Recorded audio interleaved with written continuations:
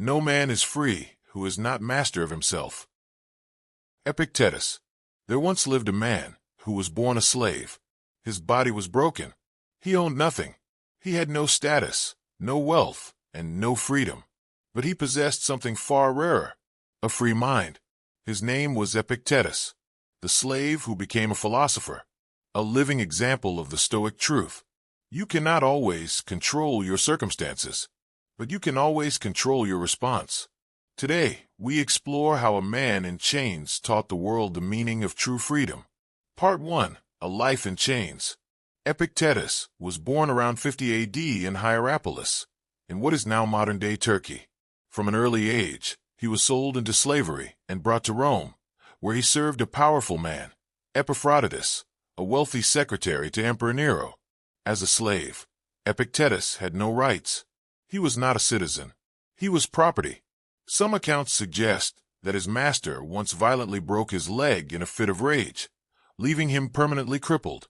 But Epictetus did not dwell in bitterness. Instead, he observed, he listened, and he began to reflect deeply on pain, on control, and on what it means to be truly free. Even in bondage, the seeds of philosophy took root. A journey had begun, one that would change not only his life, but the course of Stoic thought for centuries to come. Part 2. Philosophy born in adversity. While still a slave, Epictetus found a teacher, Musonius Rufus, one of the leading Stoic philosophers of his time. And with that, everything changed. Epictetus stopped looking outward for freedom. Instead, he turned inward. He realized something profound. We are not disturbed by events, but by our opinions about them. From this point on, Epictetus taught that real freedom isn't about escaping chains. It's about mastering your own mind. No one, not an emperor, not a master, not even fate, can control your mind unless you surrender it. In his teachings, Epictetus laid the foundation of what it means to live stoically. Accept what you cannot control. Control what you can, your thoughts, actions, and judgments. Live with reason, not reaction.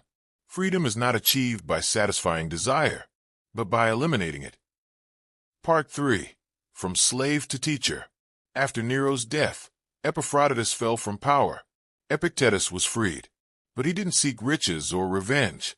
He didn't try to climb the social ladder. Instead, he chose a different path. He became a teacher of philosophy. Eventually, when philosophers were banished from Rome, Epictetus relocated to Nicopolis, in Greece, where he founded a school. He never wrote down his teachings. What we have comes from one student, Arian, who recorded his master's words in the Discourses and The Enchiridion, the handbook.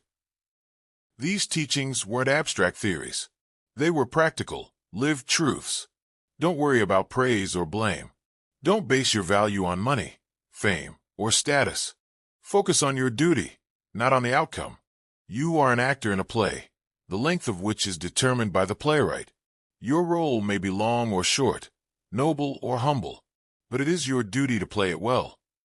This was Stoicism at its most powerful, not in the hands of emperors, but in the heart of a man who had once worn chains. Part 4. Lessons that still speak. Why does a slave from ancient Rome still matter? Because Epictetus didn't just talk about Stoicism. He lived it. He embodied it. And his words continue to echo across centuries. You cannot control the world, but you can control your mind. You are not harmed by insults, but by your interpretation of them. Peace comes not from what you have, but from what you let go. Epictetus didn't need an empire to feel powerful. He didn't need wealth to feel secure. His wealth was inner strength. His fortress was clarity.